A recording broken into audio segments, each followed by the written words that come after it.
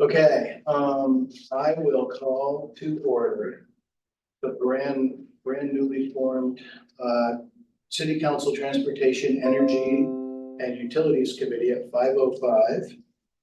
And I'd entertain a motion on our agenda. I would move adoption of the agenda as stated on whatever platform you have it on.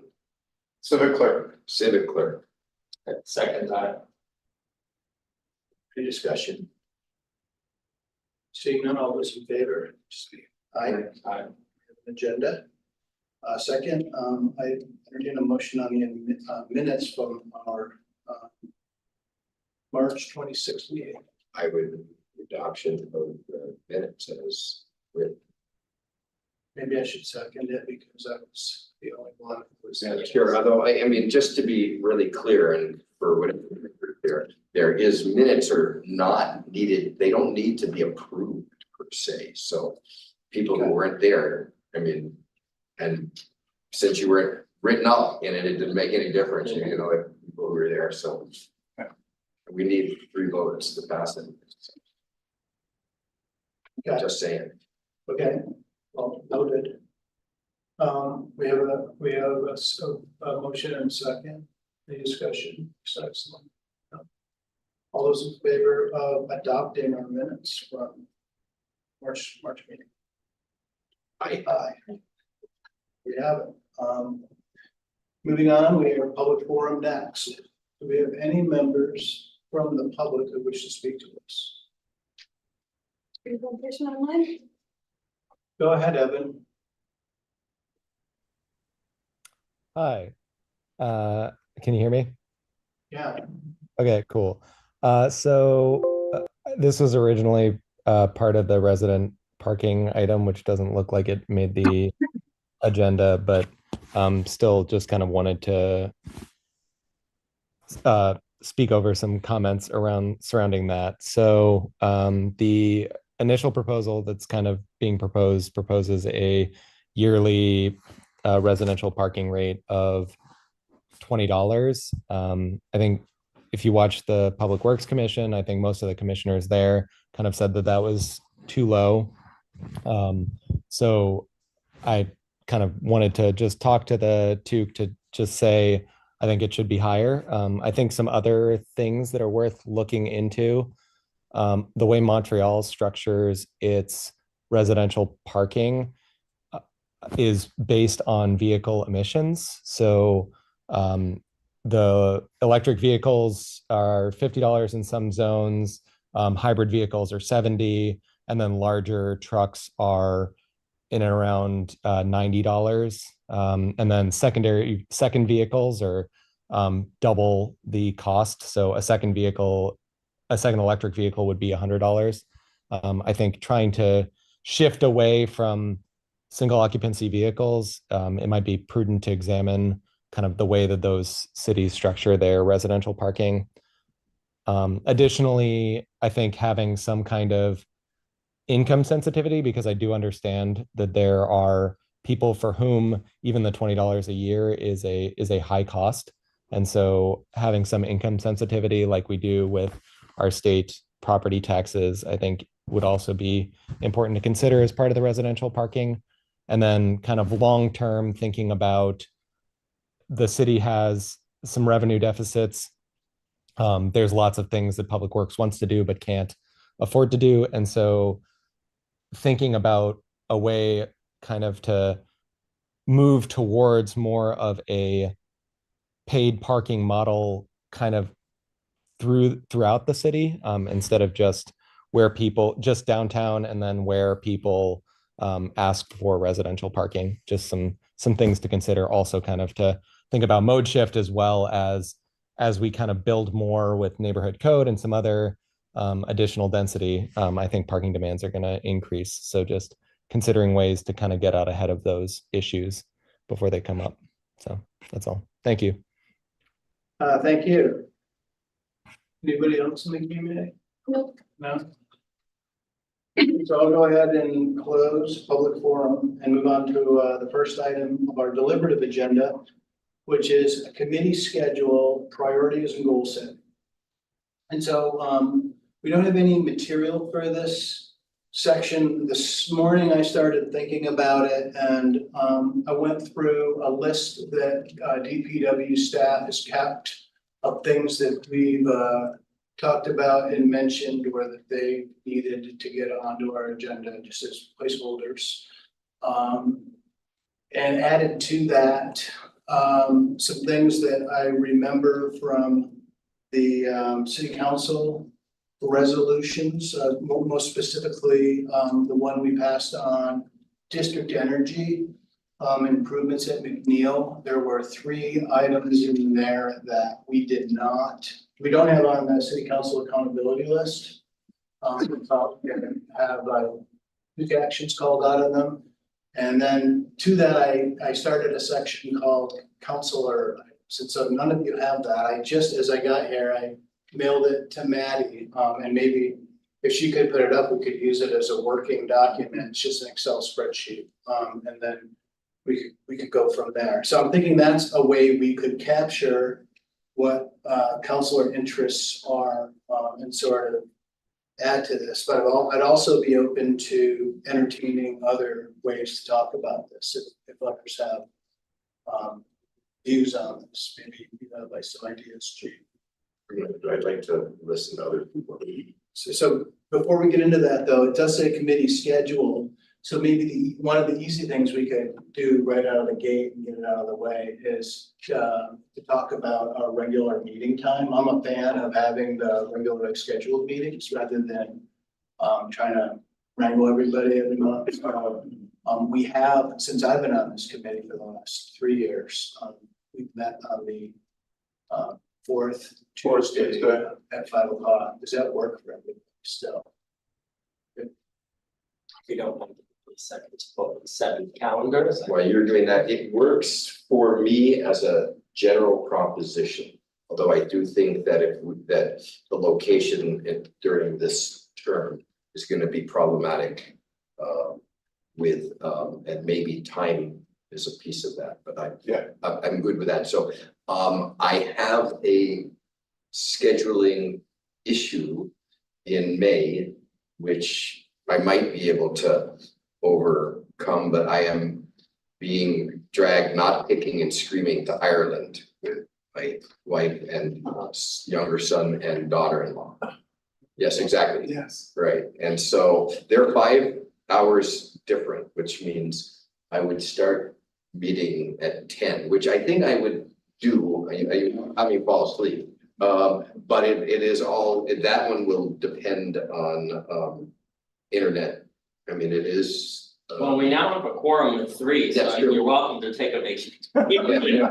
There's too many things to, so yeah, that is true. We promise not to. You would have a know, quorum with 2 anyway, deal with so. any hot button issues while you're gone.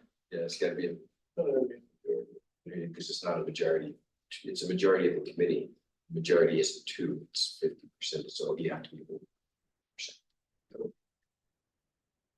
So, no Horcruxes here. So I should be able to manage that, but just knowing that. So that in terms of the 4th Tuesday, generally is fine with me, and I do think that the amount of work that we need is going to necessitate other meetings, like we have had in the past. So I could be inclined to have 2 regular meetings a month, or to leave that to special meetings if that's what we want. My preference would be to leave it to special meetings and have a regularly scheduled meeting. But I'd be open to hear. So I like Gina, found myself on 4 committees so far. Yeah. No, it's I say that knowing full well what an idiot I am. Right. That's truly true. This is recorded, Chief. When have you heard me? Be mindful. It just. And yet this is important work. So yeah, certainly. And fun work. It's very interesting. Not an interest in blood for service. Merrick, how does the fourth Tuesday? Yeah, fourth Tuesday would be perfect. I think that I have things Tuesdays at 6 every week, I think, except the fourth Tuesday.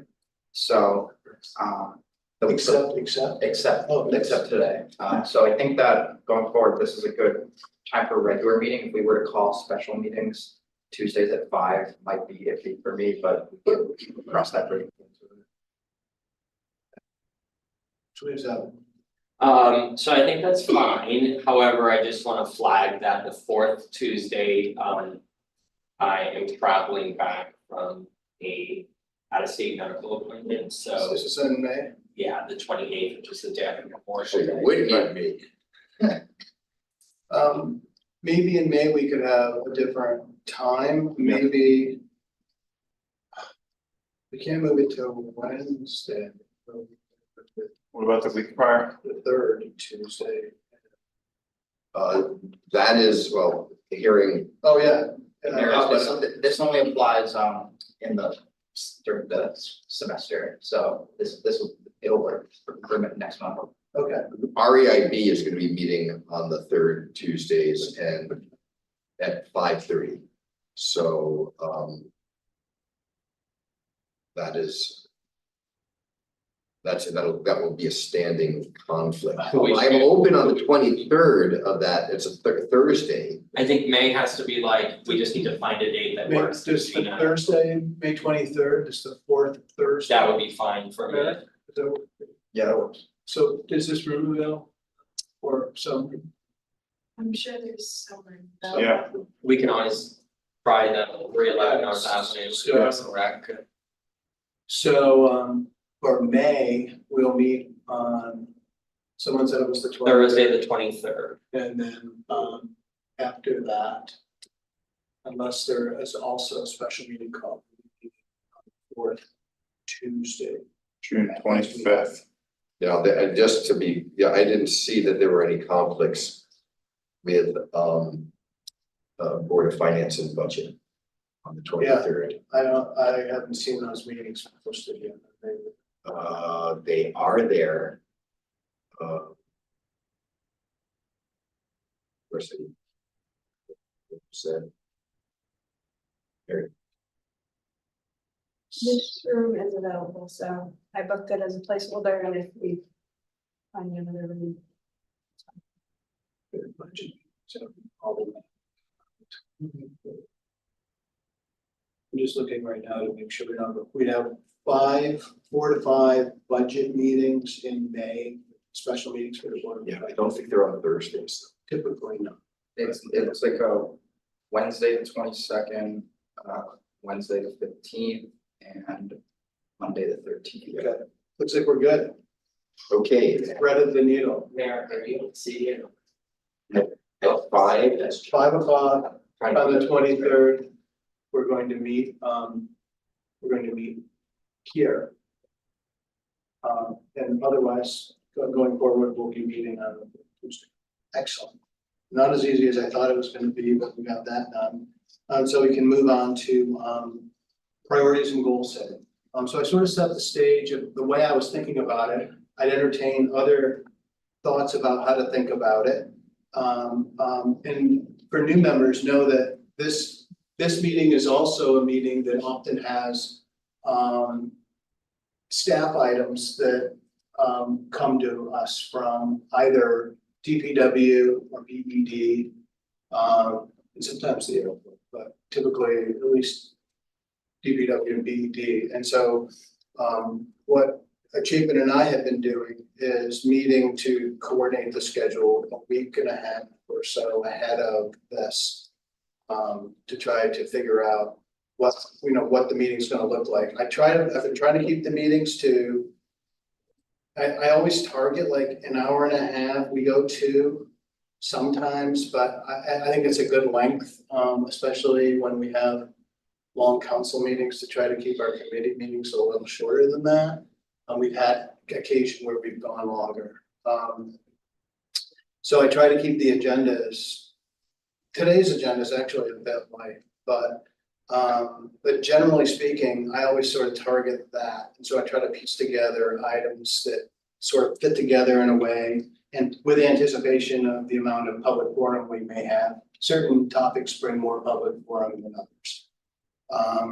So with that in mind, we always have the staff items, but then we have been interleaving other items that have been either the priority of the council that have been referred to us, or our own sort of priorities that are sort of relevant to the committee's mission. And so with that, you'll see this Excel I was working on that I call future TUC agenda items. And these are the things that I've identified.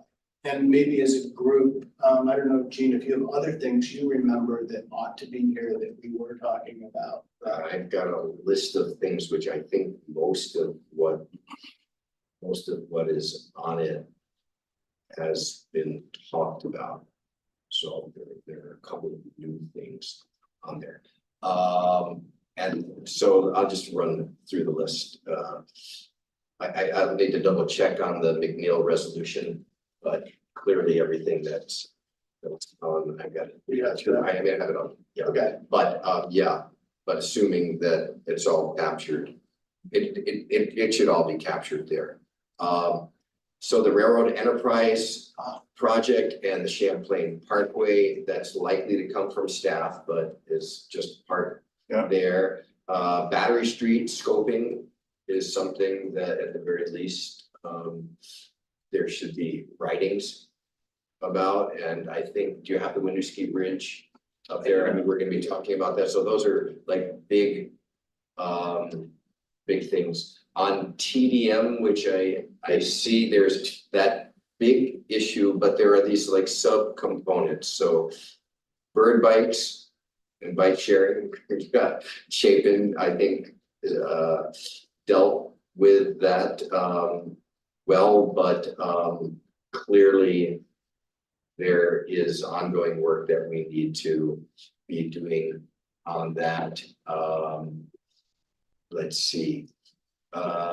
Just interrupt you for a minute. Do Yeah. you think we should, wondering if you can, if you forward the, I can edit this directly right now if you want. I was taking notes and, Yeah, I was thinking either way, it's fine. so do you want me to put this? Yeah, you can put them wherever, and this isn't like, this is a working document, so if we come out of this meeting today and counselors have other things they think about, we'll just add them in. We've been very sort of collaborative about what we talk about and how we talk about. Yeah.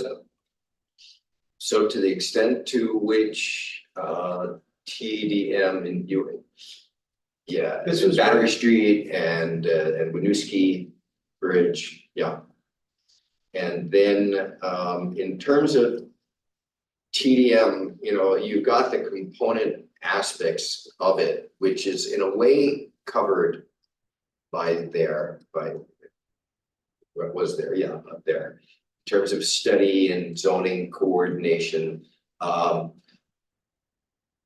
But, you know, then really sort of drilling down from the standpoint of TDM. So the bike sharing, the car sharing, the GMT, we've often gotten into GMT stuff through the conversations around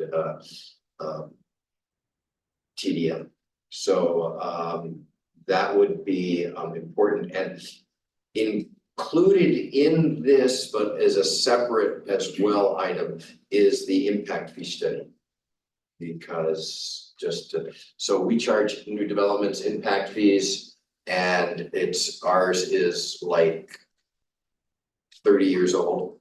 The study and the ordinance and the resolution that the fees are based on are 30 years old. They only count for like the hard skate at the intersections, because we were dealing with traffic. I mean, when it comes to transportation, and what you can charge impact fees for, that's the franchise fees is a different issue, but what you can charge impact fees for is for capital But I don't know why,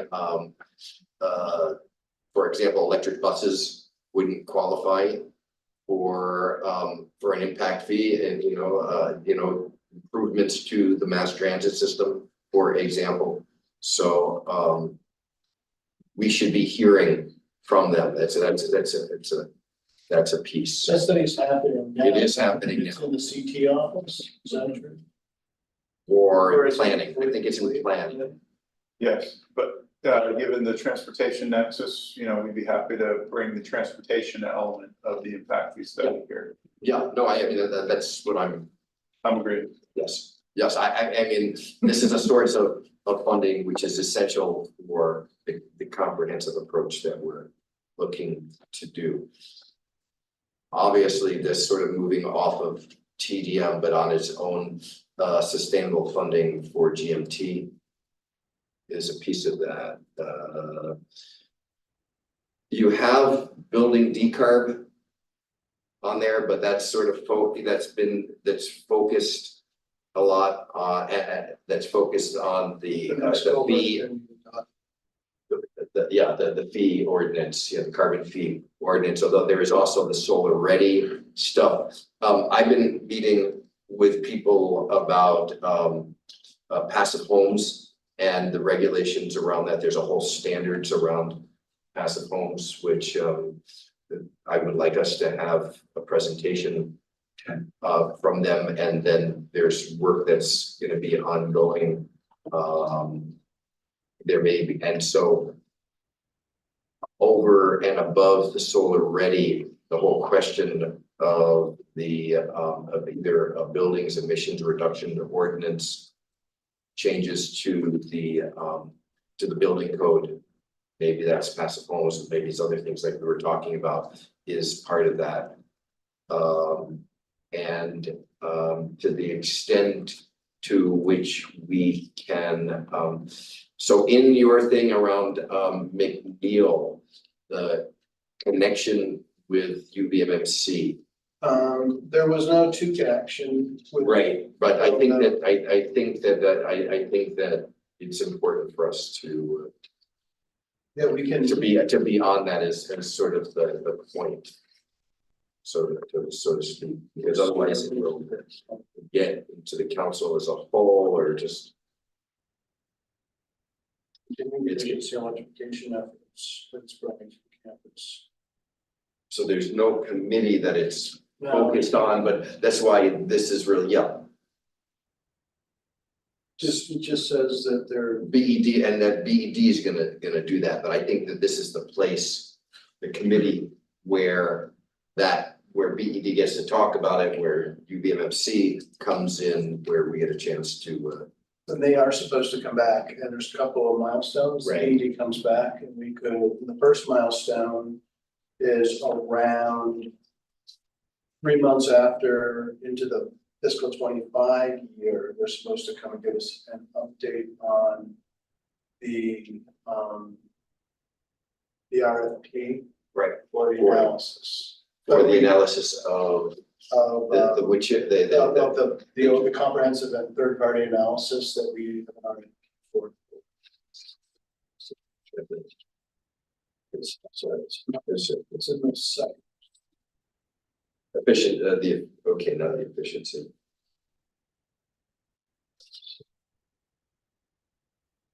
Letter of intent.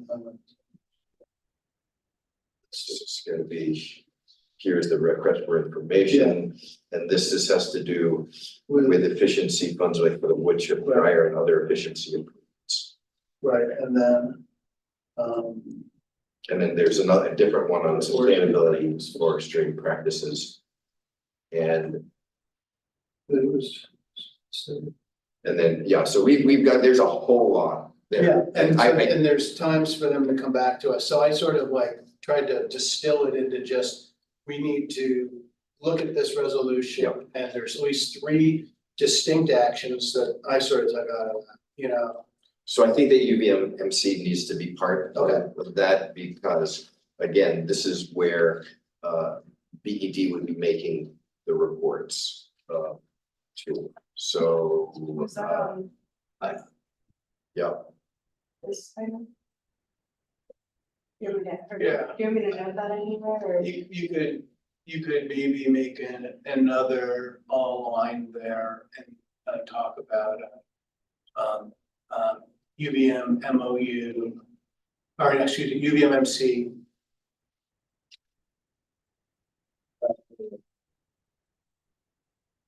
UVM MC MOU on continued electrification and efficiency. sure. Good. MOU with BED. Moving off of the building decur, we have continuing the airport.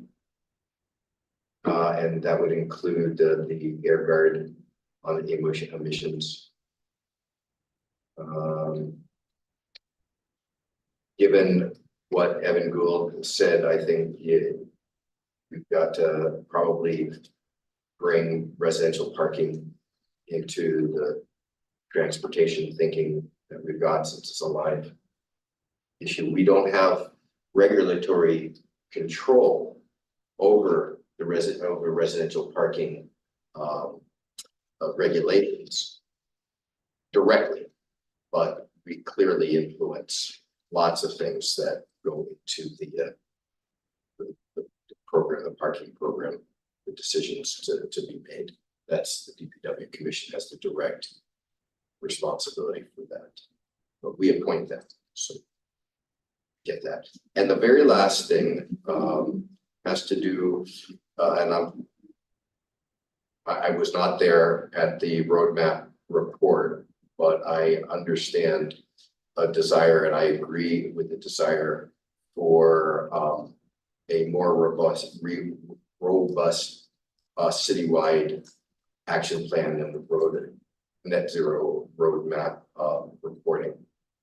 And I'm interested in the possibility of it being done on a bi-monthly basis. So that's my short list. I know I've forgotten stuff. I just like. Okay. But Other counselors, things you'd like to add? I know you're new to the committee, but you may have ideas to share. And to wait, you can add them as we get going. Well, it's certainly a lengthy list, at least be warned, that your list was long. Some of those things that I've been thinking about are actually, I think, covered.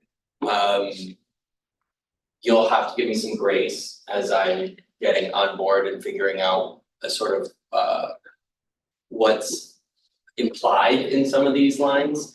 But one thing that's coming up for me is and this might be covered under this line 25 that has GMT in it, but not just there. I guess it's related to the financial issues, but also how that impacts routes, efficiency of those routes, and how we charge and what routes we charge for and that sort of thing. How we actually also study impact on certain routes. One route that I'm looking at or thinking about is the UVM, or excuse me, the College Street Shuttle, which runs from UVM back and forth, and which has been traditionally free, and so I'd like to think about that in this committee. And then I have Plattsburgh Avenue coming up. Mark, I don't know if this is the space to have that conversation. We just have plenty of folks on Plattsburgh Avenue that have asked me to prioritize safety, and I went out there after the pretty bad accident that just occurred last week to talk to the homeowners that were impacted, and could see for myself just how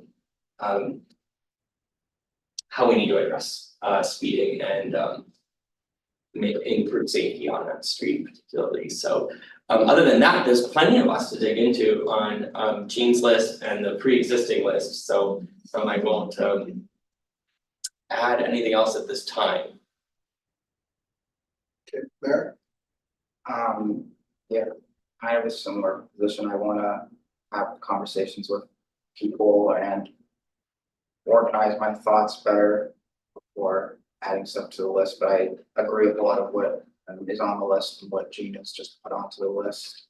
But I'm really interested in looking at potentially studying alternative forms of heating. Geothermal briefly came up in the conversation about the district energy plan, and there were reasons given why it wouldn't work.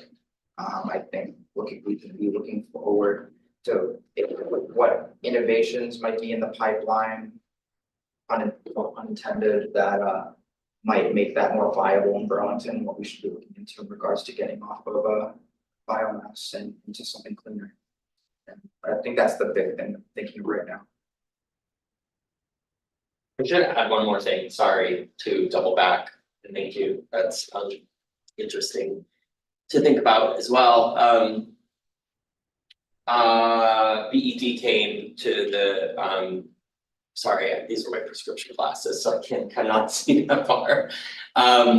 They came to city council and I also went and met with them, and I'm thinking a lot about the incentivization programs and equity lens, sort of looking at, you know, who's benefiting from those programs, and the ultimate sort of equity implications of those programs. So who's taking up the offers, as far as the equity offers are concerned, what do those look like in more depth, and what are the hurdles to that? So I'll just throw out an example because I realize I'm new to the group, is that, you know, the heat pump thing, right? And we're talking about heat pumps, and we'll say, well, if the landlord doesn't want to put a heat pump in, the tenant could actually finance the heat pump on their bill. And I said, well, how much is the heat pump? And they said, well, you know, if you come qualified, you can get it down to like, you know, $2,000-3,000. And I thought to myself, in a city of 70% renters, how many renters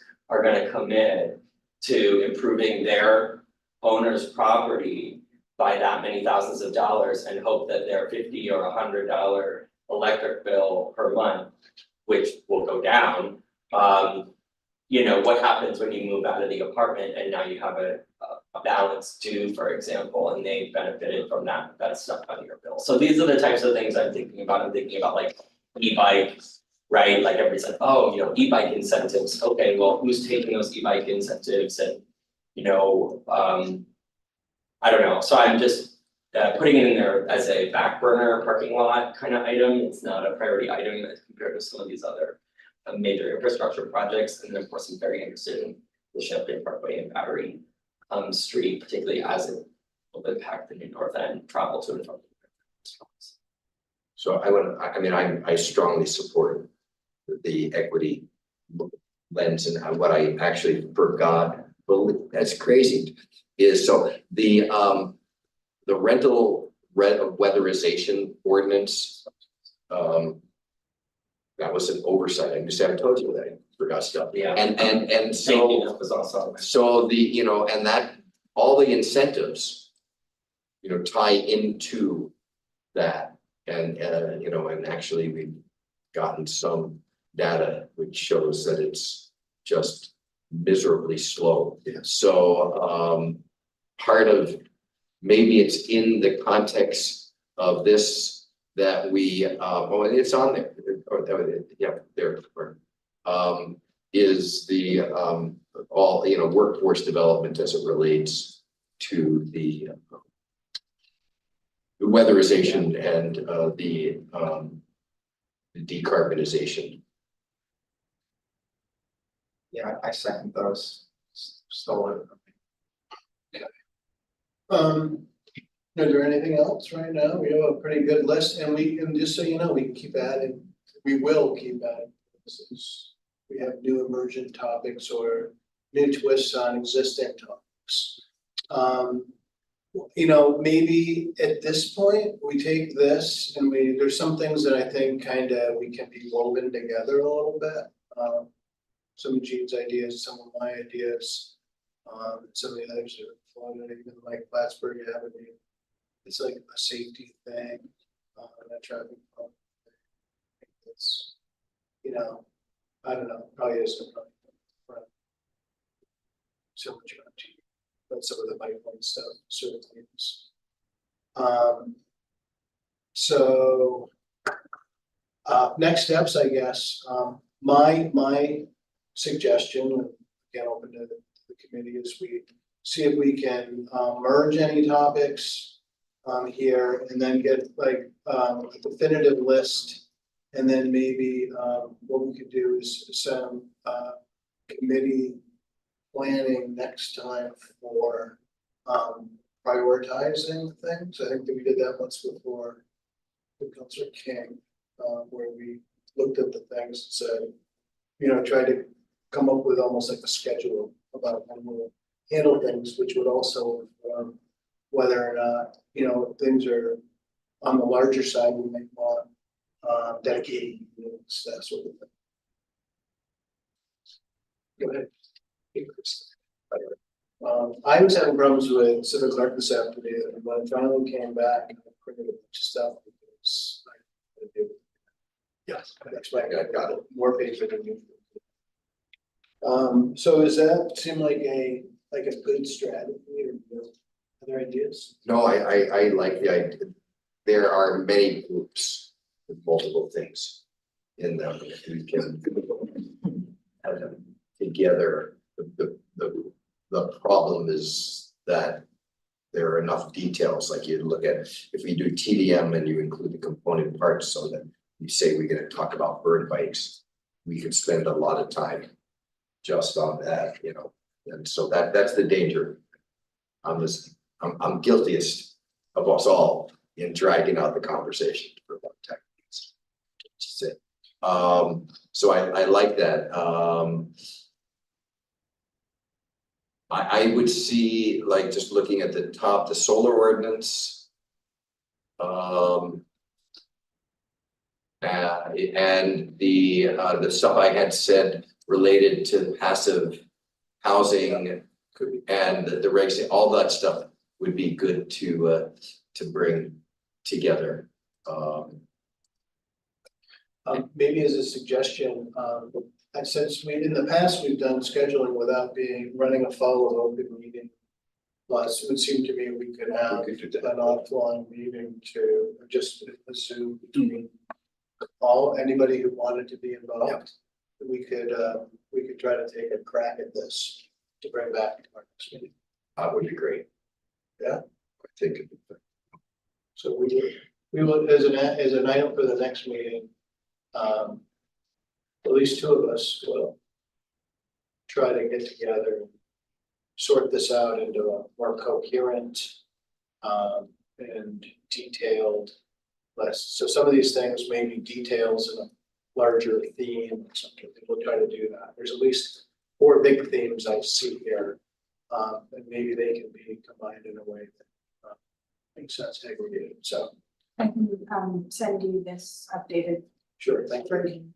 You can actually maybe send it to everybody. Yeah. Good. Is there more on planning right now? Is there anything? I have something that it may not be pertinent to discuss, but it's the updated Burlington walk bike plan. I'm on the PAC. So I assume at some point throughout our meetings, that's going to be the agenda. Can we put that into sort of the TDM world? That's where it sort of fits, right? I think. Sure. You can just capture that before you circulate it. That was a bad issue. Walk bike action plan. Oh, by action. Okay. Sorry. Yeah. It'll be fun. This is what I'm saying. This will be one committee to talk about these heavy important topics. And even though it was at times contentious last year, I thought the work we did around repeal and the carbon impact of the ordinance was really important, engaging, and informative. Next on our agenda is GMT City Loop Fare Policy. We just become a regular member. I was honorary member of the 2. He's been, I think, in each of our last 3 meetings. It's a good place to be. And got $1 so, million out of this process, okay, so so far. not bad, it's. Comes with strings. So just to bring other counselors up to speed, we've had Clayton here, who's the general manager of Green Mountain Transit. We've had two actions that this committee has helped to spearhead. The first was a resolution asking the legislature fund GMT in a way to make sure they don't have a fiscal cliff that was gonna happen if they didn't find some more money. Since we know through legislative updates that there's about $1 million that is a pretty sure thing that GMT will get, which will help them. And so we did that, and Clayton can update us on that. But the second thing that we didn't quite finish last time was with the reinstitution of fares across the network. There are a couple of routes, the College Street Shuttle, which is part of Route 11, and the City Loop, which is Route 8, that needed some special consideration. We've taken those up at this meeting. Originally, we thought we were going to, and what was asked of the committee was to support reinstituting fares on all routes. And then it was determined that it was preferred not to reinstitute fares on the College Street Shuttle. And so we would need to sort of affirm that as a city, I guess. And so that's why, that's part of the resolution that's before us tonight. The second thing, though, is around the City Loop, Route 8, is part of the North Winooski Avenue corridor transportation planning to try to mitigate some of the effects of the loss of parking. One of the city council resolved last year, and I don't have that resolution with me tonight, but I was looking at it earlier. One of the things was that North Winooski. we would keep the City Loop fare free. And so tonight, what we're talking about is because of some of the other measures that have been undertaken to make sure that there's good equity in the fare model, that we would actually potentially reinstitute fares City Loop. And so that's, I'm just queuing that up for the discussion. So with that, we'll turn it over to Clayton to sort of update us on where things are at and what the asks are. So much, Chair Barlow. First, congratulations, Merrick and Evan, on joining the two. Look forward to working with you. And definitely thank the two for the past and ongoing support for Green Mountain Transit. To touch upon the update that you provided about the state funding, is that it does seem likely that we will receive $1 million in funds in fiscal year 25 that will help us preserve $1 million in reserves that we will then be able to carry into fiscal year 26. Fiscal year 26 is where we have a fiscal cliff, where if we didn't get additional assistance, we'd have to cut service by 29%. And so I wouldn't say that it's a done deal. I know that there's some significant opposition to this in the House Transportation Committee, and feels that the monies that GMT has previously been provided for extending fare-free service, they are hesitant to continue providing additional support to GMT, and so that is my impression of why the resistance is there. The question will just be during the committee of conference, who was able to help with thoughts. And I think that the Senate is likely to prevail because there is also some strong supporters of the House Transportation Committee. I did mention that there's strings. One of the strings is that hey, we have to return to fares. Well, good news, we're already on that. They did set June 1st as the deadline for us to have to return to fares by, which will meet by returning to fares on May 20th, which I'll touch upon. as well. The big thing though is that, they want us by this November to basically provide a GMT plan that would take us to sustainability. And so the thing that's the key there is that how we would be sustainable with existing funding levels, necessarily sustainable wants to apply. The big thing that is going to be part of that plan is what's going to happen to the GMT structure. So we have an organizational assessment that's ongoing that is questioned whether GMT continue to operate on urban and rural system. It's a pretty rare thing. Outside of California, there's only one other transit agency that we can find that operates both urban and rural, under the same, because they're very different. And in a sense, we're operating two separate transit agencies because we have separate contracts. We have to keep them run separate.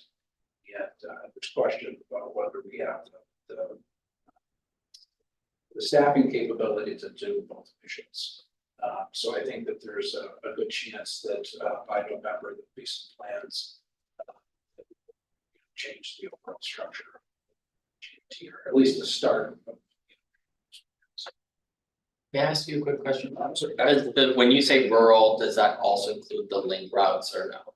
So at this point in time, the link routes are part of our urban system. We would probably look to switch that to our rural system. Because I think that one of the things that we're finding is that because the commuter routes are half the ridership they were pre-pandemic, using a 40-foot city bus is just not making a whole lot of sense for routes that have 5 or 6 people. And our rural operations tend to have small buses that could be more size. Are you only seeing 5 or 6 people on certain link routes? Yeah. Oh, fine, okay. That was not the case when I was riding them 10 years ago, 8 years ago. Yeah, it's like I said, we're half the ridership across commuter and link overall. So it's definitely. Thanks. I can tell you also one of the things that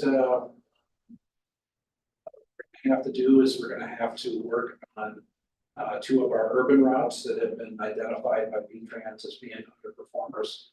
What does that mean, underperform?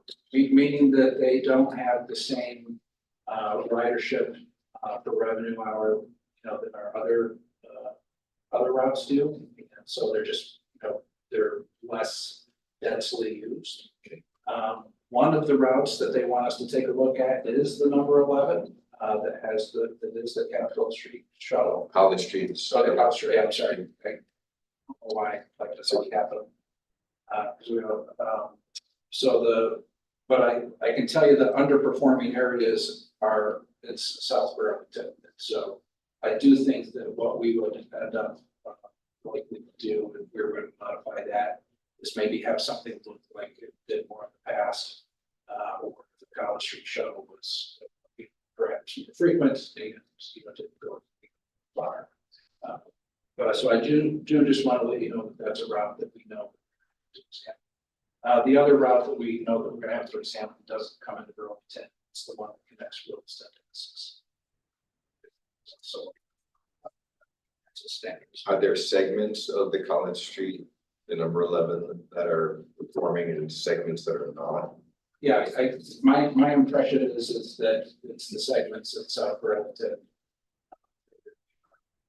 problematic, and that route ends at the airport, and we just don't see people using transit at the airport.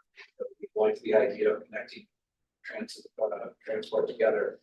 I think that's a task that we've achieved, but it's not making much economic sense to have it. So the good news is that we're also taking a look at it, and I wasn't going to bring this up now, but I think to address concerns about airport access is that our current contract for ADA services with SSTA expires at the end of fiscal year 25. And one of the things that we're gonna be looking at is having it be ADA/microtransit. So since there has been a big, like Williston wants to have their own microtransit, and like, we were like, no, we don't want reach, like these little pockets of microtransit. And instead, what we would do is have it be wherever we have ADA service. Service. And that would actually then probably be a really good use for station. So,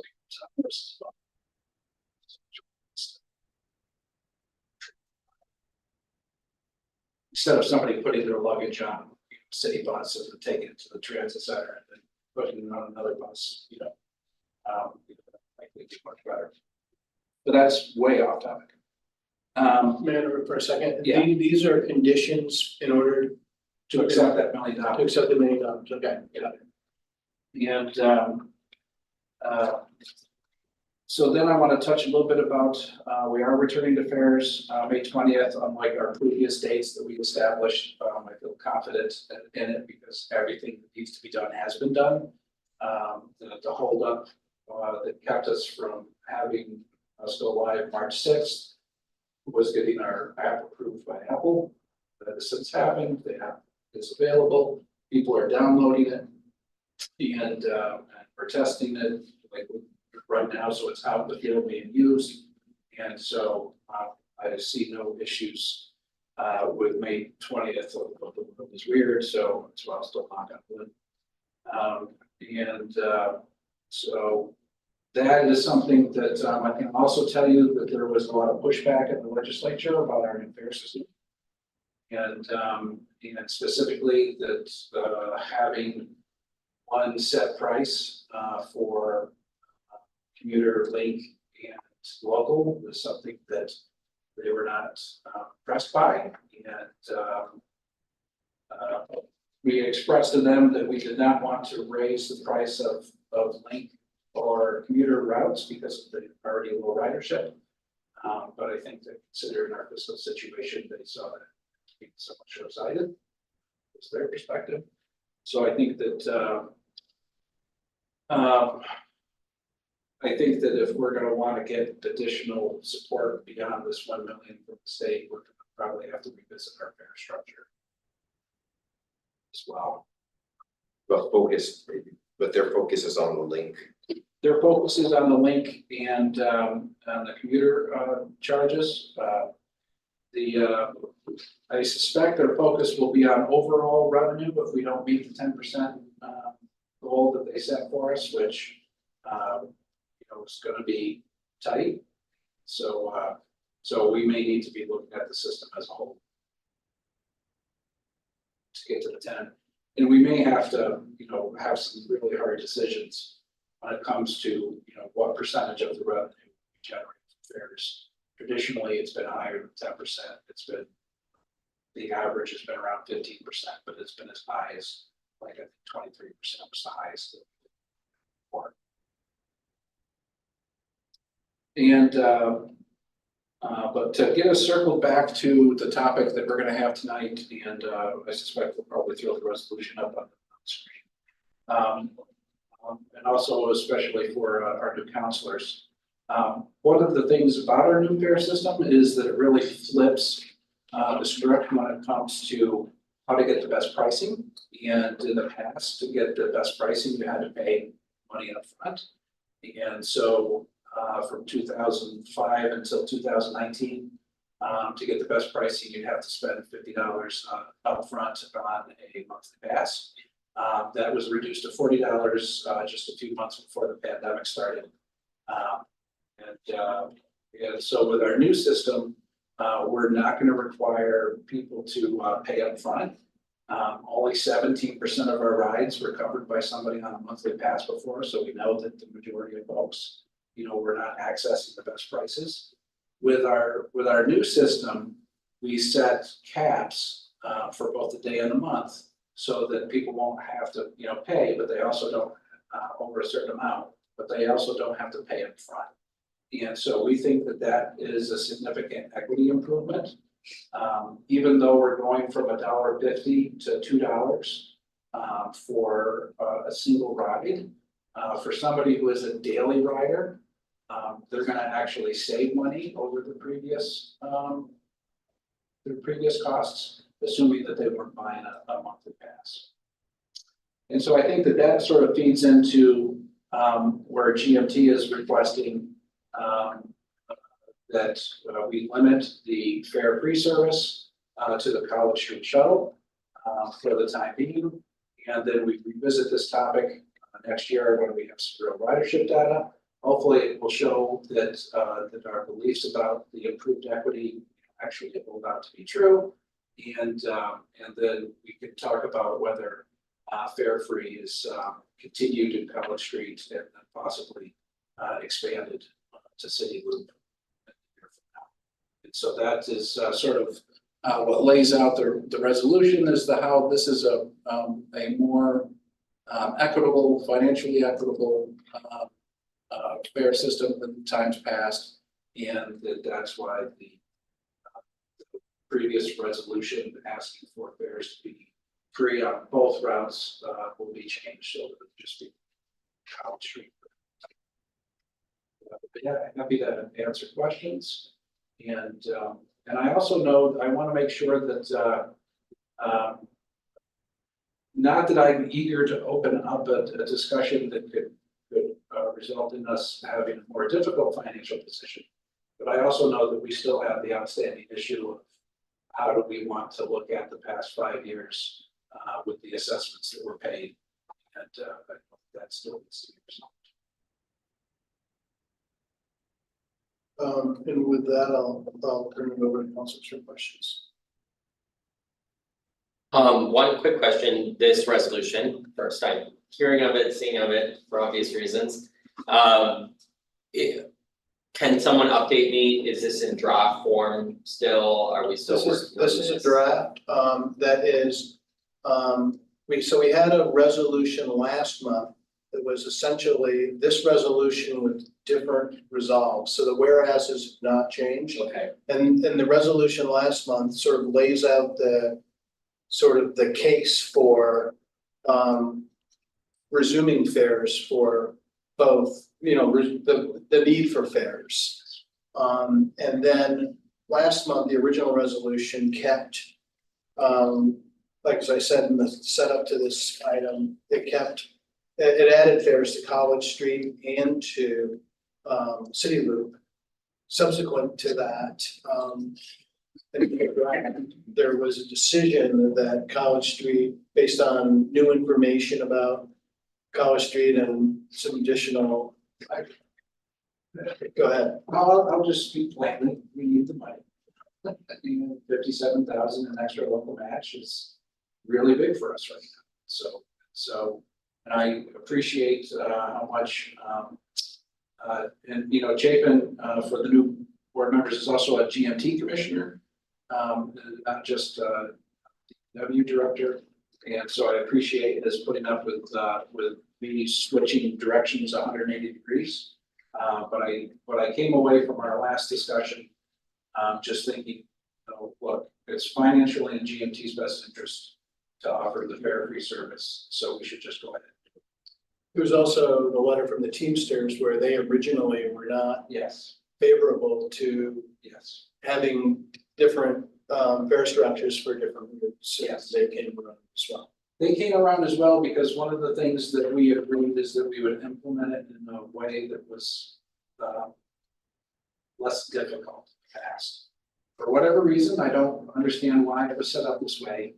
In the past, when you would get on the College Street shuttle and you and it would be free, when you would get to the hospital, you would have to then get up out of your seat, go pay your fare if you were going to take the bus beyond the hospital. What we're going to do now is say, okay, if you've got on the bus prior to the hospital, your ride is free. That's what you all are paying for, essentially. It's a free ride.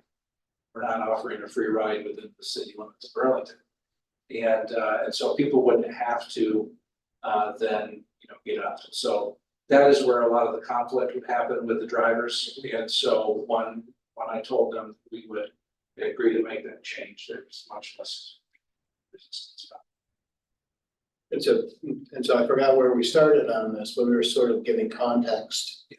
Oh, you were asking about this resolution. So this resolution. I mean, obviously I have to read it and bring myself up to speed on it, but I just wondered if it was still within an editing phase, so that if there were any concerns by new counselors, that we would have an opportunity to. But that's what the Respond to purpose of this Yeah, item is, and my apologies for not that's okay, having it up I should sooner, have but I known realized this was- coming into the meeting yesterday that we still had this to do, so there was some back and forth between Clayton Chapin and I last night. And then we got it up today. I apologize. no, that's okay, I just wanna make sure, because I might have some differing viewpoints. So, you know, and I wanna make sure I also understand and I'm following. That was a lot of detail. I tried to take the best notes I could. And so some of those viewpoints I have is fully understanding how the number 11 bus is utilized by the most amount of people, and I'm really interested in how much UVM affiliates as far as a bulk of riders. And if we have any data on that, because it is, I mean, my understanding of it was traditionally, it was the best way for staff and students to sort of go up and down the hill. And so then, you know, we've got this ongoing conversation separate from Tuke, separate from all this about the MOU that's still floating out there. And so this is another, I'm just gonna, again, speak plainly, that this is another question for me about, you know, the relationship between UVM and the city and how much UVM might be benefiting from that free service. Yeah. And may or may not be paying into that free service. And so I'm actually one would be supportive of seeing Route 11 come into a fair structure, so. So I can tell you that the university through CAT has an unlimited user agreement with us, so that all of the students and faculty, you know, ride for free regardless of the routes that they're on. Right. And they contribute, this year, for just half the year, they contributed about 200,000, and so their normal contributions are 400,000, so they do pay a significant amount for that.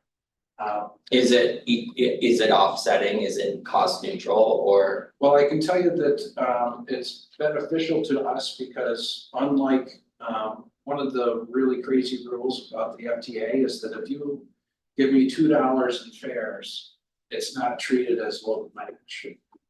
But the unlimited user agreement with CATMA is treated as local match.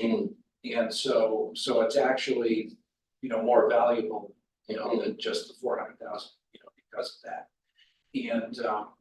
And what I can tell you is that our, I'd asked the planning department this question, and their response was that the primary users for the CATMA free unlimited rides are on the 1 and 2 coming in from Williston and Essex, and that's where.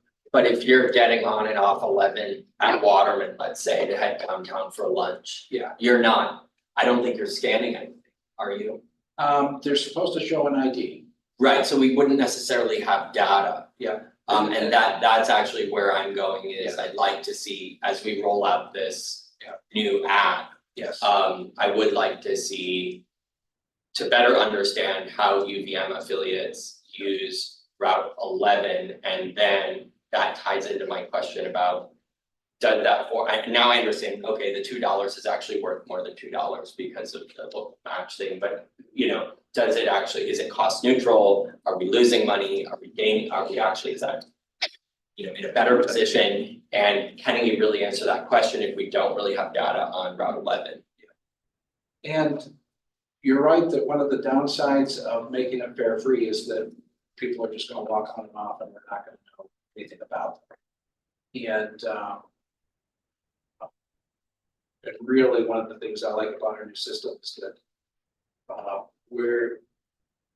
I'm gonna say something that is exceedingly embarrassing to me. One of the ways that we know our ridership amounts is that we actually pay people to get on the bus and count.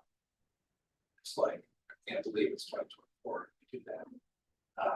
Eventually, we will get to the point where we have, automatic counters and those types of things. But the new system with GenFare is the name of the fare box, fare company, is that then we'll be able to see, for the routes that do have fares, where people are getting on, whether it's discounted rides, full rides, that will give us a lot more informed decision. So yes, that is a downside to that collecting fares on College Street.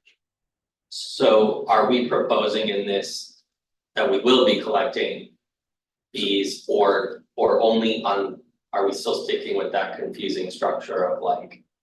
So what is proposed here and what GMT is ready to implement is that if you get on the number 11 prior to the hospital, you won't have to pay a fare. If you get on at the hospital or later, then you will, and then going in, it's the opposite.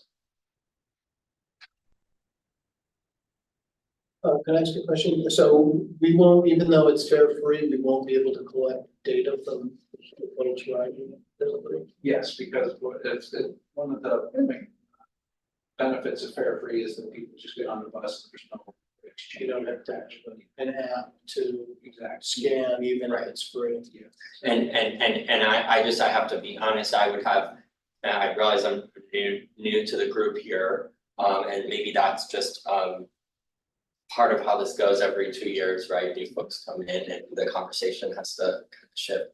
But I wouldn't be supportive of that as being part of the resolution for a couple of reasons that I think I just outlined. I would want to see even a reduced fare, given if you're just using it maybe to go from the top of the hill to the bottom of the hill, or bottom of the hill to the top of the hill, but I would want to see some way of tracking who's using all our routes, including the College Street Struggle, and also if they're part of the CAPMA program, I almost wonder if it's not really a cost to, so let's say a student, right? They're just they would still keep swiping on and it would still be a free ride for them to get up to class from their apartment downtown. So we're not really negatively impacting the student by putting a fare there. Correct. And at this point, we have an educated guess of who uses that particular section of the route that we're talking about that would remain free. Yes. And having been a UVM alum and I worked at UVM for 8 or 9 years, my gut tells me that quite a big percentage of those users would be UVM affiliates, at least during the school year. And that was also one of the reasons why I had anxiety about fare free on College Street, and especially if it was going to be fare free on College Street and City Loop. Because at some point capital will be, why are we paying $400,000 when these routes will connect to the school or fare free? And even if we made it $1 instead of $2, right? I mean, it would allow us to, again, be working towards our goal that we all share of being fiscally sound. And it would also allow us to track usage and have more data. So I guess I don't want to beat a dead horse, and if other folks. I just want to tease out a point that I think you're trying to make, but I also am hearing something, and maybe you could talk to us, because what I'm hearing is that it's actually financially beneficial for us to remain fare free, and with all of the pressures that the GMT is feeling right now, whatever we can do to ease their financial burden, we would want to do for the health of the system overall. Absolutely. So keeping this particular route fare free enables you to access additional local match. Yes. Which you wouldn't be able to access. Oh, I see. If there was a fare associated with the route. And so it's helpful to GMT, and maybe you could talk a little bit about we talk about it, local match and how. No, I think I misunderstood that particular point, so now I'm on board. But also, I don't know if other councilors want to jump in. I mean, I do, but go. I guess my I guess, question about the resolution at large. On waiting a year until we get to receive this data. I understand that, like, especially with buses like the one that I take religiously, I live on Maple Street and I go to the university, so it's seasonal. In the summer, I would imagine that more people are walking on some of these inner city routes, but I wonder that if it would be more beneficial for us to have that data in front of us earlier, maybe not to make a decision, but more to have something to chew on, something to think about going forward as to like how the implementation of fares is impacting ridership, whether positive, negative, and then the financial benefits to GMT that are coming from that. I wonder what your opinion is on getting that data in the TUC or the council's hands sooner, or even the state legislature. So because our draft assessment is due to municipalities in November of each year, we would, in order for it to influence our fiscal year 26 assessments for the city of Burlington, we would have to have that discussion before November. The problem I see with that is that we have very different, very significant ridership pattern changes over the course of the year. And that would only give us essentially, we'd have the 3 summer months without, school in session. Then we'd have September and October, and not even, those full months to then project, where the full year will get us the summer and the winter breaks, and then also the winter and fall sessions. So I think, and then that, by bringing it back around to this time next year, then that gives us plenty of time to work on the following year's assessment. If we want to expand zero fare or not zero fare free routes, or draw. Yeah, no, I appreciate that explanation. I agree. I wouldn't want to be extrapolating based off of just like a summer and fall's worth of data. I'm just for just transparency, and I guess something that I like looking at data throughout the entire process. So, but if that's like a really complicated process, I understand. As it was alluded to, I like coming to this committee. So one of the things that I could easily see is that, at least on a quarterly basis, we could come in, say in August or September and be like, hey, here's what we've seen, with the summer, and then come back, in December and say, here's what we saw on the farm, so that it's not just a dump on you all. Yeah, you worded it much better than me in terms of what that meant. I think that having a comparison to, like, I know in the summer what we expect ridership data to look like, to how it is looking now, and then watching to see over the months if I don't know, do you guys have ridership targets for when fares come back? Yes and no. I mean, what we have is a fear. If we lose more than 20% of ridership, we're going to lose some federal funds, which would create a spiral situation, because we want to cut more service, lower ridership. So our target is to lose only 16% ridership.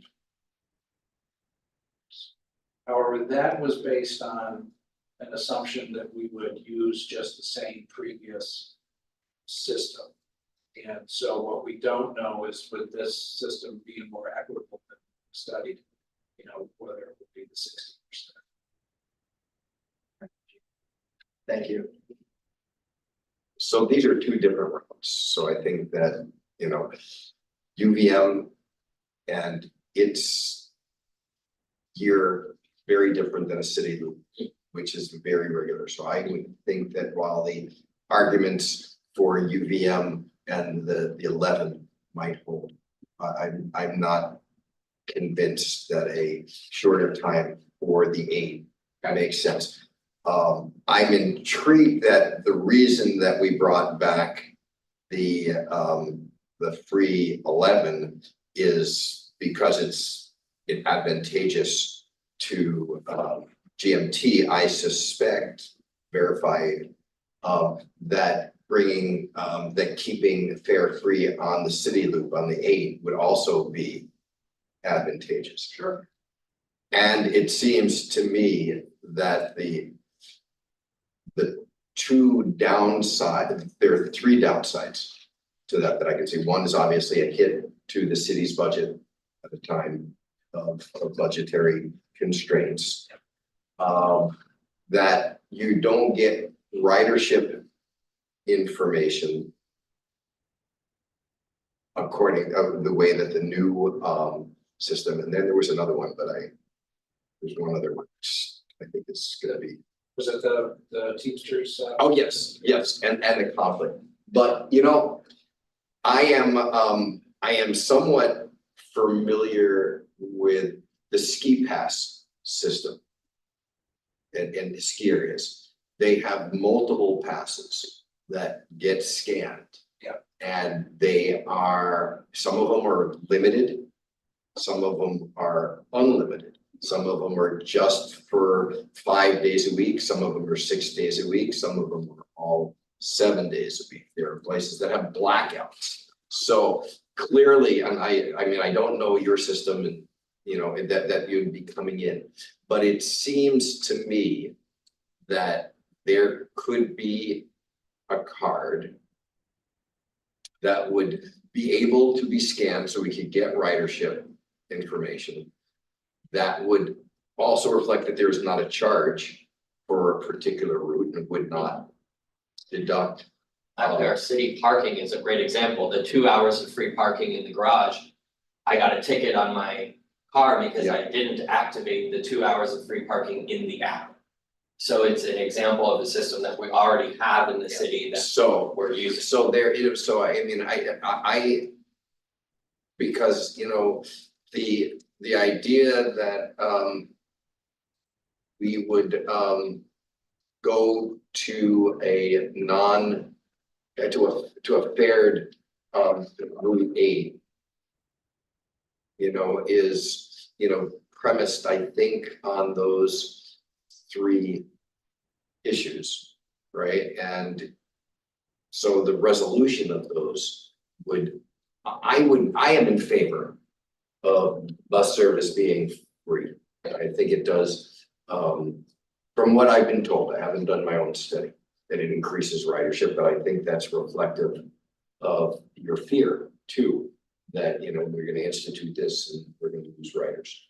So, and the city loop is primarily an Old North End route, which is the, you know, where it's right down there with the lowest income areas, you know, and it goes right through most of areas. And we did the fare free in part because of the transportation stresses that we created in part by the new bike lanes on Winooski Avenue.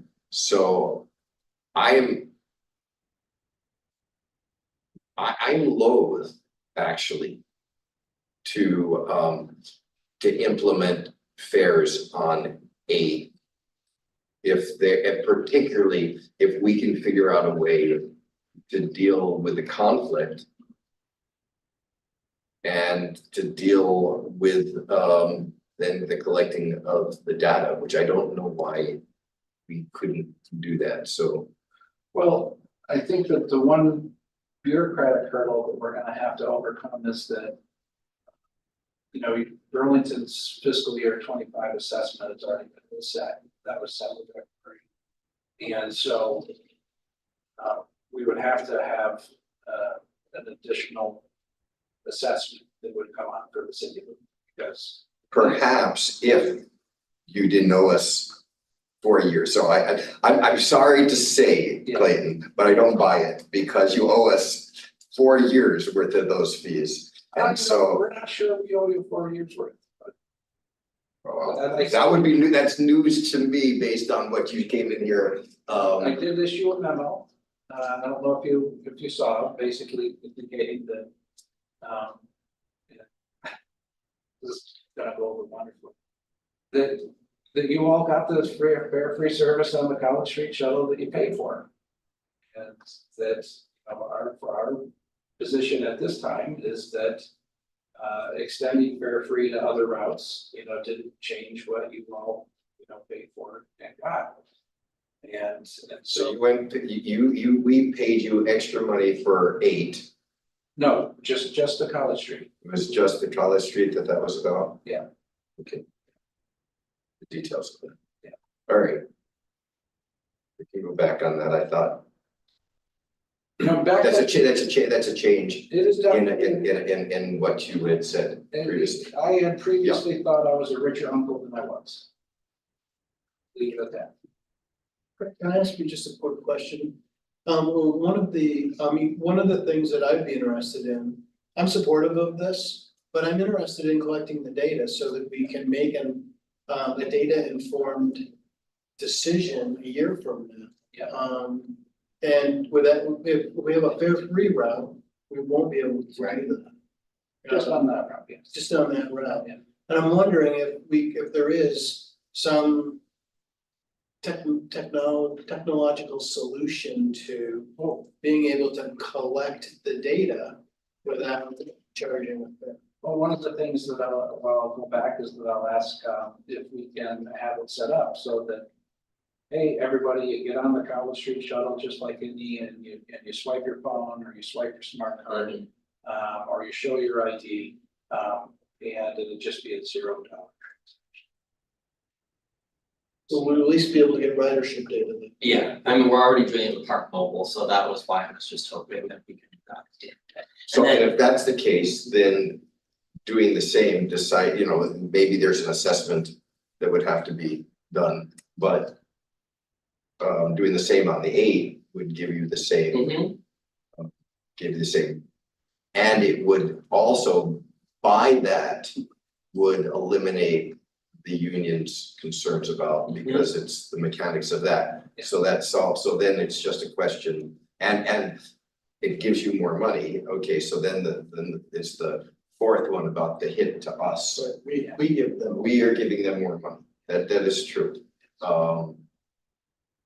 But And I'll also be, Chapin doesn't know this yet, but I'll also be recommending to the board that they do a special assessment. So just that. So we can, in addition to our normal assessment, we can request developments to do a special assessment. Just like you got condo association that needed to replace your roof. Can I ask one more question? well, I'm so sorry, go ahead. so the cost for 8 Yes, is what? I don't want to tell you off the top of my head, but I know it's at least A as ballpark. I know it's at least as much as the 57,000 for the College Street shuttle. I think I recall something around 80. 80. Yeah. For the foregone fares. For comparison on city. I thought the last time planning staff said it was 40 to 50 Okay. was their estimate, and I think together maybe we were thinking it was more like 80. So 40 to 50 for that particular route. So if that was an additional 40, then that would bring it to 97. Yeah, but you're going with the fare free on 11. Yeah, Right. that's 57. And I know that from the fiscal year 25 assessment. And that's built in. That's built in. So this is an additional to do 8 is an additional 40 to 50. Yes. Okay, when all is said and done, that's right. That's what we're. Not to conflate the issues, Yeah. but what is your estimation of the amount of credit that GMT owes the city? I have no idea. Okay, that's fine. Oh, are you talking? I'm talking about the credit. I was thinking, I also have, I may you change the terminology. no, you used it right. I was thinking about one of the big financial hits that we have is that we have to give back credit to people who have stacks of old fair media. Yeah. No, not that. It's always like, I don't know. I was thinking about Thinking about your the overassessment. the overassessment. So the overassessment, I I sent him a memo a couple months ago. I'm glad that you ignored it. And Well, I didn't ignore it, I just and don't remember. immediately went to helping us with our financial crisis. Right. Instead of arguing about the memo. Which basically said that, the only credit that you would have would be any time that we start collecting fares on College Street Shuttle. Which we have. So that would be good to have. Assuming that you buy mine and our lawyer's argument, we have no credit. Right, it's basically like a gift certificate to the College Street shuttle funding, like, essentially. You can only use it in the view of GMT's legal team for College Street shuttle operations. Yes, that basically that we provided what was paid for. Well, it's becoming clear to me that we don't have a path forward with this resolution. It doesn't seem like. You know, at this point, I'm, you know, I don't think it would be fair to Merrick and I either, not to speak for Merrick. I guess speaking for Merrick, I agree with you, Evan. I think that I would like to see what you guys can figure out in terms of being able to scan for a $0 transaction, how maybe with that system that could possibly be in place, we can then take another look at Route 8 in the future. But I think that's good. I do have one last question, I promise, and I don't wanna cut you off, because I think I cut you off, right? I don't, okay. The conversation around loss of ridership came up around, the fear of hitting that 20% mark and aiming for 16% and sort of this assumption. And I hope it's more than an assumption, I hope there's like data and assessment behind this. I'm guessing, yes, there would be some ridership loss anytime you increase fares or anytime you reactivate fares. And I'm sure there's data from across the country and world to support that. However, what I hear from constituents is security and safety concerns. And so we also brought up conflict. Yes. Conflict came up, conflict around, you brought up maybe the lightest form of conflict, but the conflict that I hear about from constituents in the New North End is I don't want to send my kids on the bus anymore. Yeah. I don't feel comfortable with my kids going on the bus just to the high school or the downtown transit center. Yeah. Fights, I've heard from your bus drivers about dangerous situations on the buses. And so I guess my question then is, do we have anything to support that actually putting the fares back on may increase ridership based on any assessment of why people have either foregone using the bus or would forego using the bus? So I'm going to start off by saying that the person that we had study the impact of returning to fares found that there wasn't a whole lot of times across the country that a place would go to zero fare and then decide to return back to fare service. So there wasn't a lot to study. I will say that we have pretty consistently over the past year received more comments from people asking us to return to fare service than people asking us to stay fare free for exactly the reasons that you suggest. for those riders. Yes. Yeah, so what I've heard anecdotally, and I use the word anecdotally because I don't have any data, is that more people might be making decisions Yes. to forego using the bus, even though they could use the bus for a variety of reasons. A lot of time I hear it's because of frequency. Yeah. A lot of time I hear it's because actually for me, I work in the Chase Mill and it would take me an hour to go into the downtown and then switch and wait for the bus and then go out to the Chase Mill. So I understand there's differing reasons, but the security and safety has come up consistently throughout the pandemic, and I've only heard it. We've lost employees over safety concerns. We hear regularly from people who say that they're no longer going to ride with us because of safety concerns. I don't know whether it will even out the losses, but I suspect that and if you all recall when I expressed my worry about College Street shuttle being fare free was that if there was only one route that was fare free, then all of the folks that were using busing to get out of the weather, you know, would then be on the College Street shuttle. And that would concentrate that route. Well, if you had to scan a pass, that might help that situation. I guess I'm wondering how the committee wants to proceed, and before I ask that, I'll ask Clayton what the time constraints are on decisions to be made by the council. So I can tell you that, you know, we are under 30 days from re-implementing fares. And that, unless you gave me a definitive charge fares on College Street, a shuttle, we'll probably be starting with, you know, no fares on the College Street shuttle portion.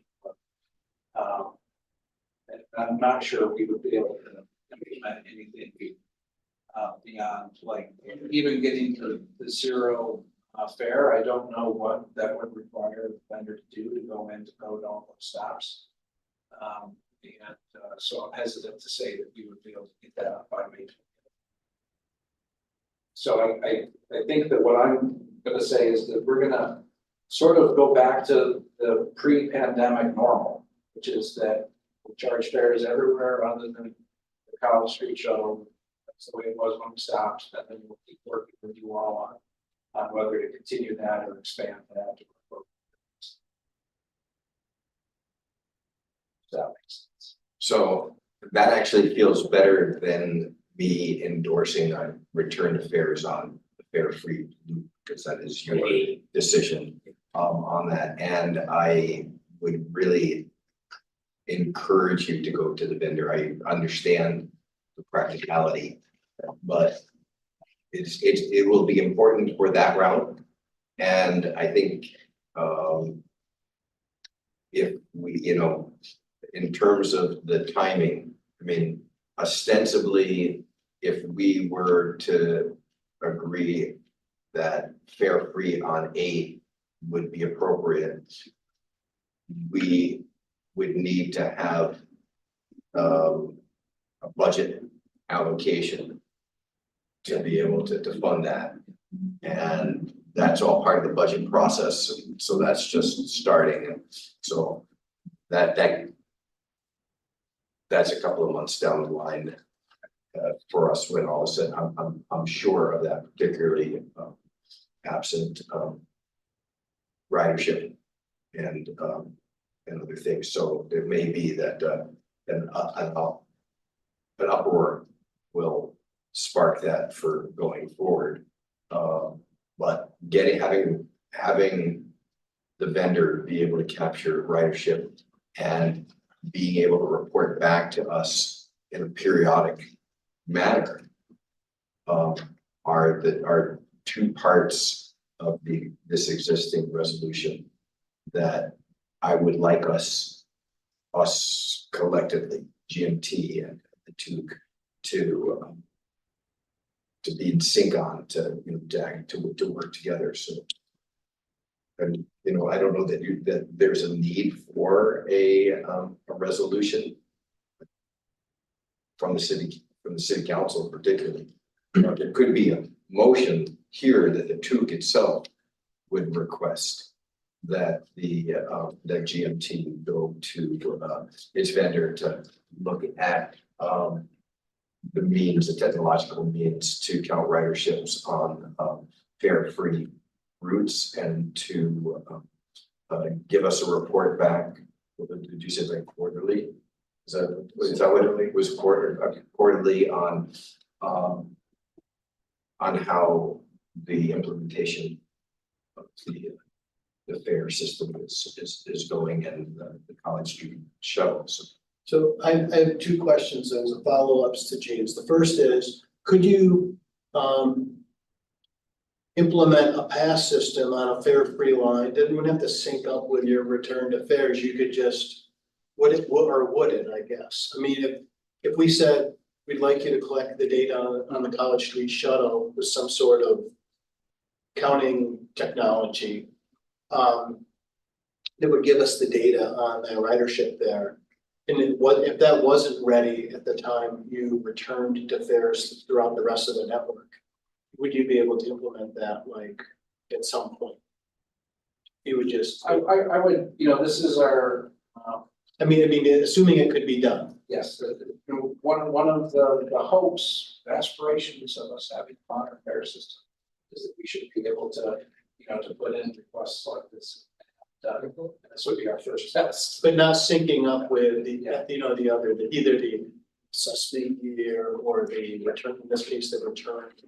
The date on which you bring the app on, which is, well, I already got So a month something out, I to mean, charge. it doesn't feel like a huge, It doesn't, other than you're changing the way the system works. It seems like you'd have to have, if you're doing it once for the whole system, it's a lot easier than saying you're doing it for the system and, oh, then by the way, you're also doing it for this other route. It's gonna require communication, it's gonna require notification on the route and additional steps to communicate Yes. to those who are riding it that it's going to change. That's sure. And so you're absolutely right, because we have been advertising, the 11, first portion, 11, free. And so, Which will still be true. which is still be true, but we'll just. And then hopefully they could do that May 20th when we start, if that's not May 20th. Hopefully it'll be shortly there. Yeah. Okay, So, I mean, it sounds like not a resolution. well, I had another question. I'm sorry. To clarify something that you Yeah. asserted that maybe we didn't have to act.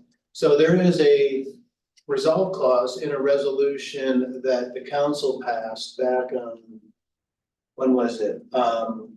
22. March of 22. Yeah. And it says on lines 53 to 55. And this was in the context of the North Winooski Avenue sort of mitigation of the impacts of the bike lanes. Be it further resolved that the city council authorizes funding to be allocated from the traffic fund, Fund 264, to operate at a minimum the Green Mountain Transit City Loop fare free by July 1st, 2023, in an amount not to exceed $52,000. And so I don't know if that was a one-time for 2023, if that was the thinking, because at that point, we thought we were returning to fares last year, and we didn't. Or this was meant to be open-ended. The way it reads, it doesn't read like it's in perpetuity. It reads Like it was for that. like year. it was for that year, but I don't know. And regardless, would we still have to take some action to undo this at the council level?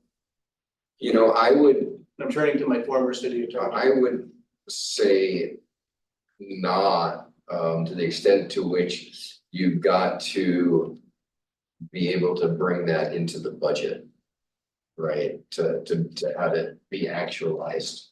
So, I mean, and the question of whether the CAO is looking at this and has built this into the system, but are you telling me that we did not pay this last year? So, I mean, Because there was no fair. because there were no fares, so there was. So no- it didn't exceed. It didn't exceed. Yeah, so I don't think so. I don't think that you need to take an action if there, but it would be best to just confer with the CAO in terms of whether they've Maybe the ordered city in a. attorney to get their read on it and the CAO. Well, if the CAO has got this sort of in the budget, right, that would indicate, so it's not in the budget, so. I mean, the way you read it, since it doesn't direct future councils and future administration to do anything, right?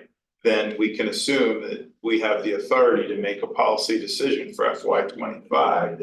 And therefore, maybe a simple motion of this committee that says you approve going back to the fare policy of pre-pandemic operations and just leave it at that.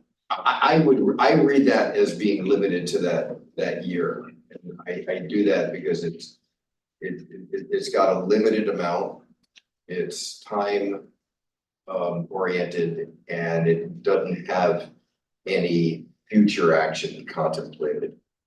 That's a commitment, and I don't know, and it could not, as I think a matter of law, based on the way that the budget is set up. So it's the mayor's budget, so we could not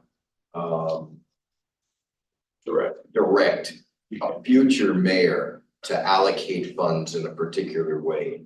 This is a resolution that's signed by the mayor, and so they can do that. So I think you'd need to have another authorization. So I don't think that keeps us. So with that, we could do nothing and College Street shuttle would remain fare free, and we could move to ask you to look into, and we very well. And I would so move that when you get the opportunity. Before we do that, just to finish this off, and then we would also expect you to implement fares again on Route 8 and collect data on that, because you'd be collecting the fares through their app. Yes. Okay. And so I guess I will entertain. So I will. Is that you on this or Gene? Sorry, that we would reactivate the fares of the meeting? Me or not, so I think that when you were talking, as you were talking, it seemed to me that you were understanding that we had more power, control, authority, etc. over the way that GMT operates. I'm more than than just the local match part. than we do. I mean, basically, they control their fares, they control that whole system. And if we want to have a route that's fare free, then we're gonna buy it, so to speak. Right.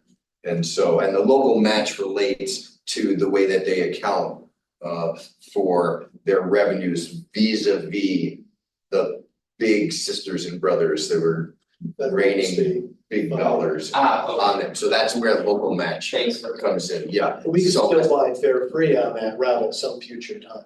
Yeah, and if we were in a different budget sense, if we were in a different budget place in the city, I would be pushing that more, but so I would be moving, I would like to move that the two requests that GMT investigate the technological ways that they can collect ridership and other data on routes that are fare free, not limited to the 11, because we could do this elsewhere, and that we also ask GMT to come back and give us a report on a quarterly basis regarding the ridership as it relates to the change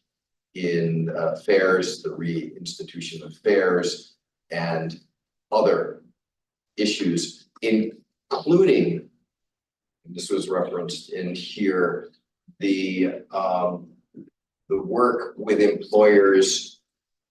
Come on, wherever the employers, I think it's on line 26 of this resolution. Yeah, how about that? Employer schools and. Yeah, human service organizations and other organizations to pay fares to actively work to promote these. And so I would, yes, to report back on those efforts on a quarterly basis. I'm As gonna part of that. realize that Madeline is taking notes and I don't have to. Just back away. Did you capture that? Yeah. Everything except for including the work with employer schools and human service, what was that, human service providers? Human service organizations Organization. and other organizations. To promote. Yes, if you could look at the draft ordinance, draft resolution And lines 20. on lines 26 to 28. That work, I'd like the report back on, on a quarterly basis, because, we've talked about this and talked about the siloization of transportation demand management.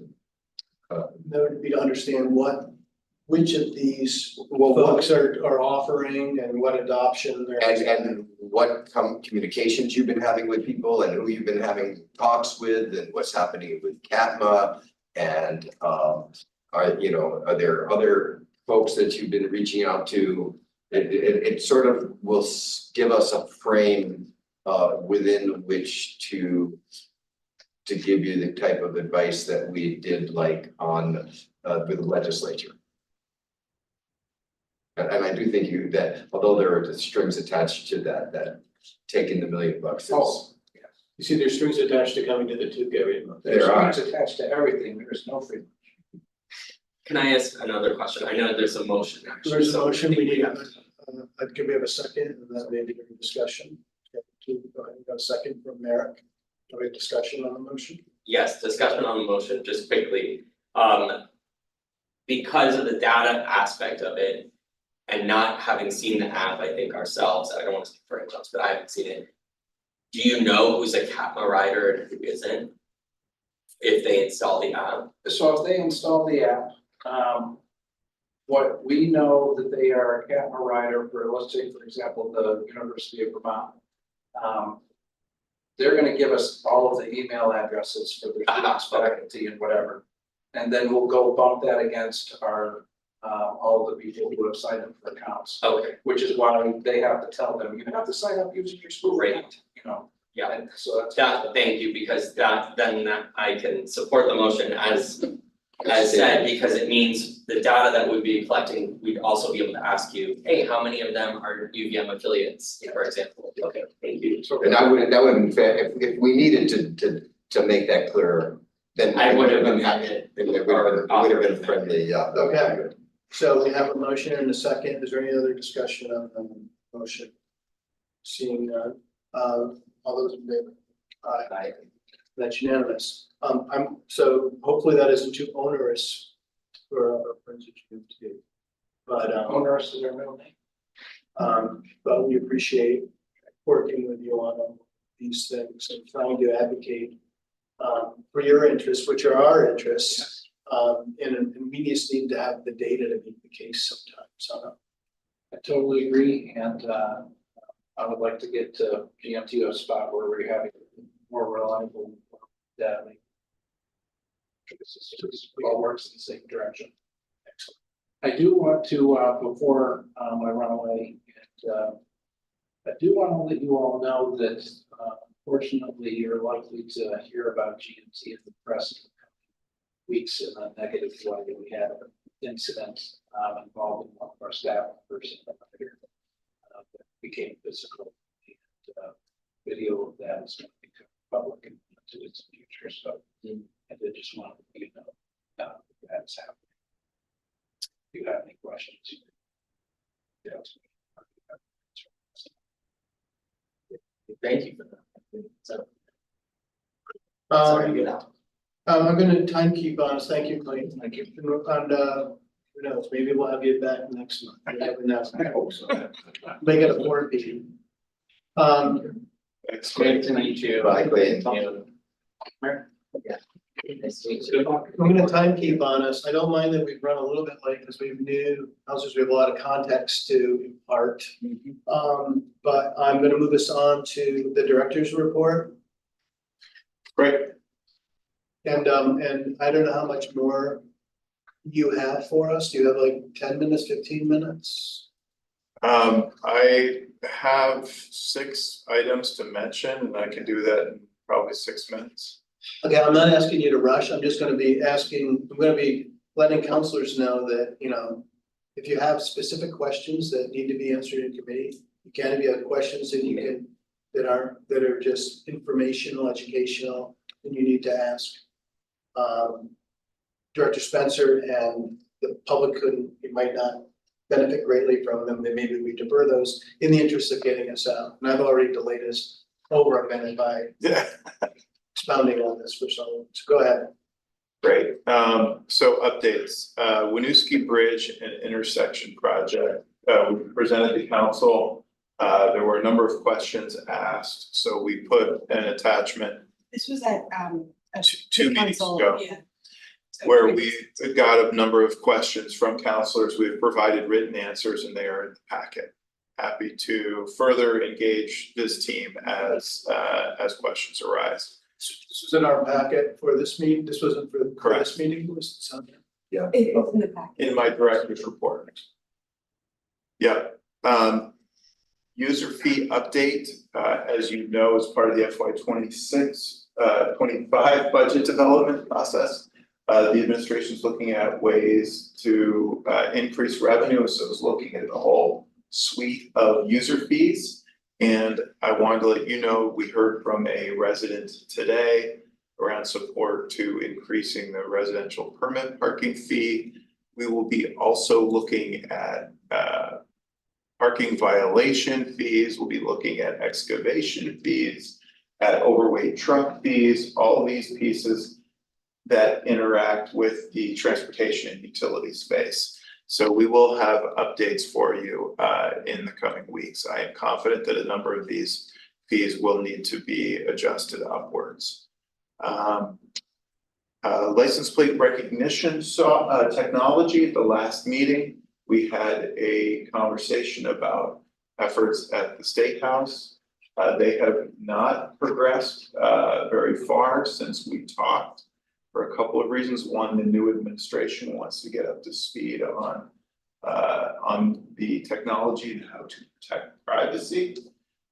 And as requested by Councilor Bergman to facilitate conversations with the union on this technology, we have reached out to the union and are setting up a meeting hopefully soon. I've laid out a bunch of dates for that conversation to happen. There's been no decision by anyone to implement license plate recognition software. However, with the budget challenges we're facing, I think it is going to be a tool we need to take a very hard look at. Basically, our parking enforcement agents currently manually enter in all license plates. They walk by to see whether they have a parking session underway.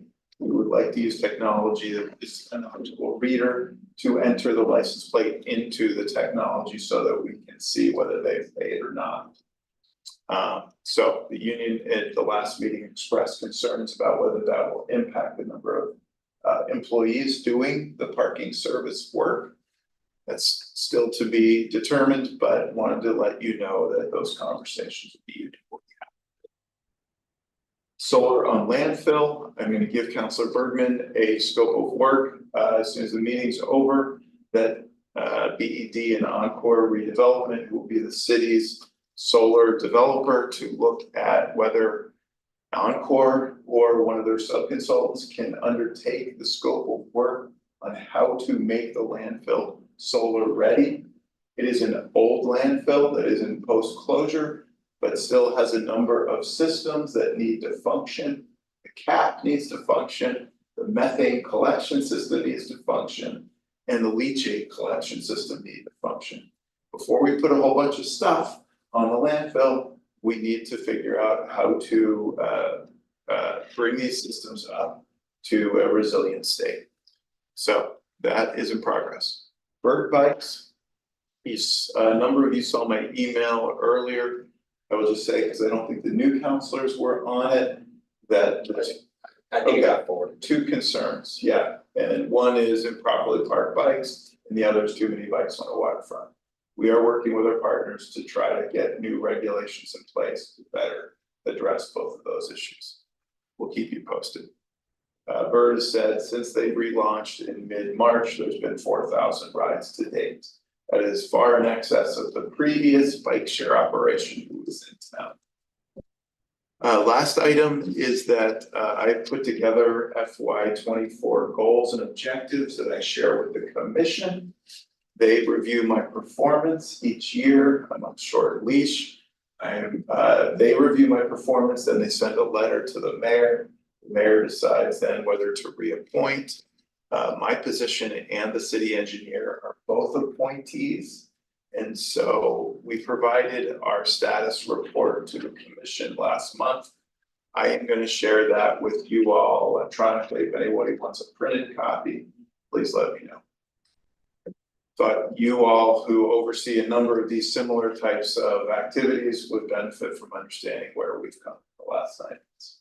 So does this have commission feedback on it or? It does not have their feedback. This is my status report I gave to them at the last meeting. They are gonna be taking this under advisement when they meet in May to do their letter to the mayor. They don't require use, it's information. That's information. Yes, to you. You have no action needed, but I figured since we did all that work, it doesn't hurt to share it with more people. Right. Thank you.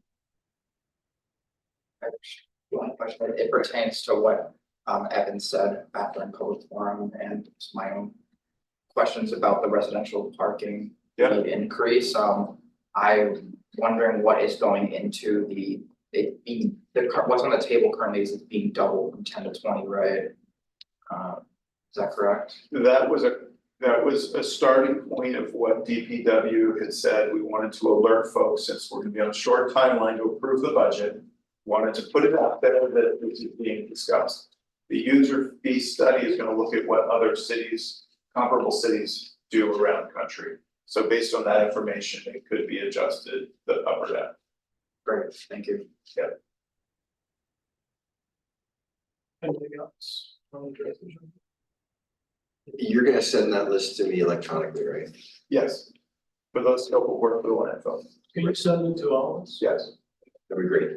None of them unaware of it. Maybe I should have been. It was, that's the No, I one know. that was up there, yeah.